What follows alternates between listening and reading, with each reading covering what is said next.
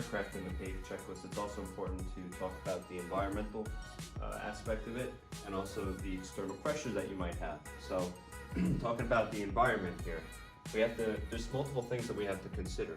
One of them being alternate airports.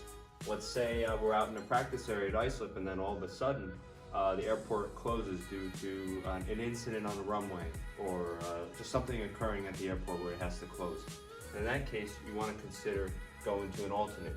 And in the previous video, we talked about the fuel requirements. You want to go beyond the minimums. That's why you want to have an alternate. Make sure you have enough fuel to go to a different destination. And like what we have here, we have Brookhaven, Gabreski, and other airports nearby.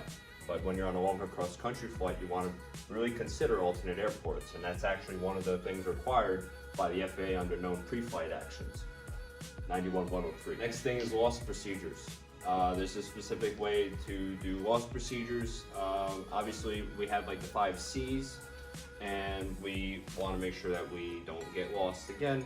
We usually like to do circling to make sure that we don't get lost and we stay in one position. And there's different things that you'll learn during your private pilot training, such as triangulation of VORs and such, and also obviously your pilotage, looking outside, and also ATC assistance that can help you not get lost.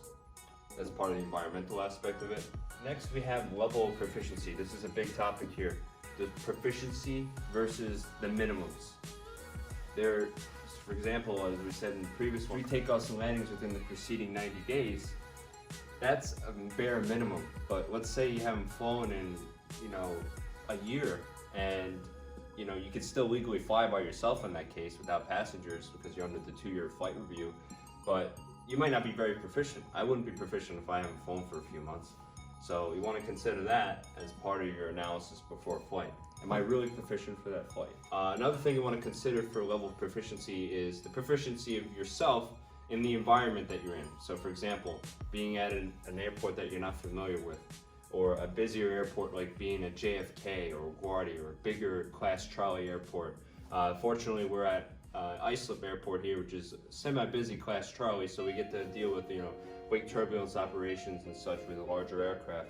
But for other people, you might not be as familiar with it. So it's always important to study the airport environment before your flight. Make sure you have that as part of your risk assessment. Then NOTAMs and TFRs, another thing required by 91-103 pre-flight action. You want to be familiar, and this is as part of your weather briefing. You can get all your information on NOTAMs, TFRs in the area.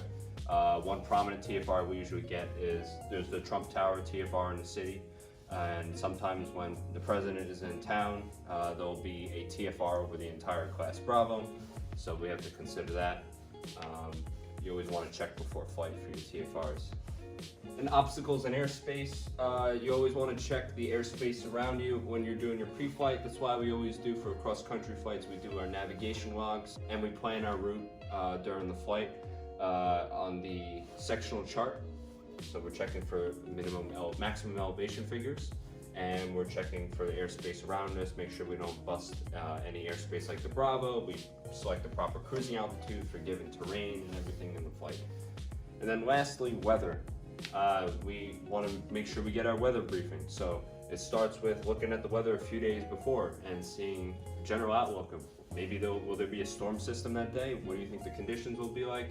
And then getting an outlook briefing and eventually a standard briefing before your flight to make sure there's no adverse conditions that may affect your safety of flight.